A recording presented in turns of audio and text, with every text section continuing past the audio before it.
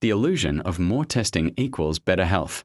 Every year, millions of senior citizens across the globe faithfully schedule their annual checkups, collect medical referrals, and undergo a battery of diagnostic tests ordered by their primary care physicians. The underlying assumption driving this behavior is simple. More testing must inevitably lead to better health outcomes. However, there is a reality within the medical establishment that is rarely advertised to the public. Some of the most common screenings recommended to individuals over the age of 60 are not only unnecessary but can lead to direct physical and psychological harm. This is not because doctors have bad intentions, but because modern medicine often operates on rigid protocols that fail to keep pace with the latest clinical science. Dr. Sarah Mitchell, a leading advocate for evidence-based geriatric care, emphasizes that people over 60 deserve honest, transparent health information rather than outdated advice wrapped in complex medical jargon. The goal of modern medicine should be targeted and thoughtful care, tailored to the individual's specific risk profile, rather than a blanket approach that treats every patient like a statistic. When we overscreen, we enter a dangerous territory known as overdiagnosis, finding minor abnormalities that would never have caused symptoms or shortened a person's life, yet treating them with invasive procedures that carry real risks. Understanding which tests to skip is just as vital as knowing which ones to take. The hidden dangers of full-body CT scans. The first checkup that individuals over 60 should reconsider is the elective full-body CT scan. These scans are aggressively marketed by private imaging centers as the ultimate health insurance, promising that you can walk in healthy and walk out knowing everything about your internal organs. While the pitch is appealing, the science tells a cautionary tale. A single full-body CT scan exposes a patient to between 10 and 30 millisieverts of radiation. To put this into perspective, a standard chest X-ray involves only about 0.1 millisieverts. This means one scan is equivalent to the radiation of 100 to 300 chest X-rays combined. The National Cancer Institute has noted that such high doses of radiation meaningfully increase cancer risk, particularly in older adults whose cells are more sensitive to radiation damage. However, the radiation is not even the primary concern. It is the incidentaloma. Research published in JAMA Internal Medicine found that 37% of asymptomatic patients had incidental findings, abnormalities, that were completely harmless. This leads to a medical cascade of follow-up biopsies, additional scans, and even unnecessary surgeries. Unless you are a high-risk smoker being screened for lung cancer via low-dose CT, the general whole-body wellness scan is often a path toward unnecessary complications rather than true prevention. Re-evaluating routine EKGs and heart screenings. The second major checkup to question is the routine annual EKG, electrocardiogram, for patients without any cardiac symptoms. An EKG records the electrical activity of the heart and is frequently included in annual physicals.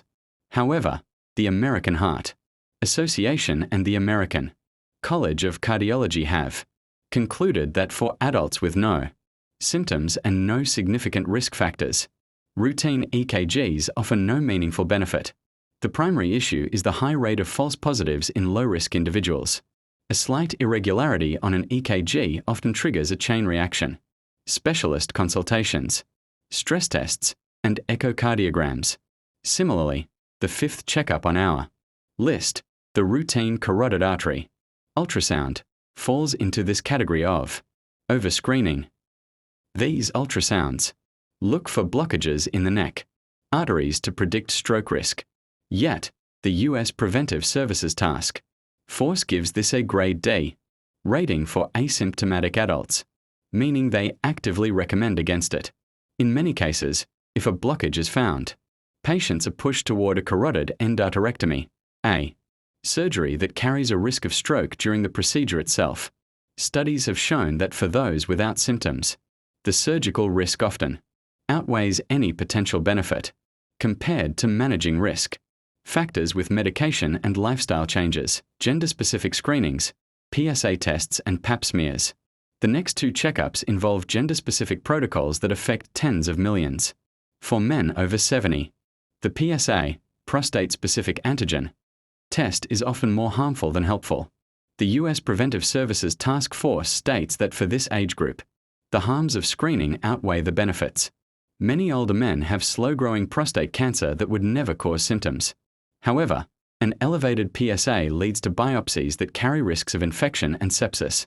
If cancer is found, aggressive treatments like radiation or surgery can lead to permanent incontinence and erectile dysfunction, trading quality of life for a survival benefit that often does not exist. For women over 65, the annual pap smear is another area where protocols are often outdated. The American Cancer Society and other major bodies agree that women who have had a consistent history of normal results do not need to continue cervical cancer. Screening after age 65. Cervical cancer is a slow-developing disease, and the screenings performed throughout a woman's younger years have usually already done their job. Continuing these tests in a low-risk population leads to unnecessary colposcopy procedures and significant emotional anxiety without any evidence of reducing cancer mortality in this specific age demographic. So, how should a proactive senior navigate these medical waters? The key is not to reject medicine, but to engage in shared decision-making. Before your next appointment, list every test or referral you have received in the last 2 years. Ask your doctor to explain the specific, individual reason why a test is appropriate for your unique medical history. Ask what a borderline result would mean and what the subsequent treatment options would look like before you agree to the initial screening. Informed patients are the safest patients, and asking these questions is a right, not a confrontation. While some tests should be questioned, others remain vital. For those over 60, evidence-based screenings that truly save lives include regular blood pressure monitoring, blood sugar, A1C, testing, cholesterol panels, and colorectal cancer screenings through age 75. Additionally, bone density scans for those with osteoporosis risk factors, as well as annual vision and hearing assessments, are essential for maintaining independence and quality of life. The best medicine is not found in a blanket protocol but in a targeted, thoughtful approach that respects the person behind the patient. By choosing quality over quantity in medical testing, you can protect both your health and your peace of mind.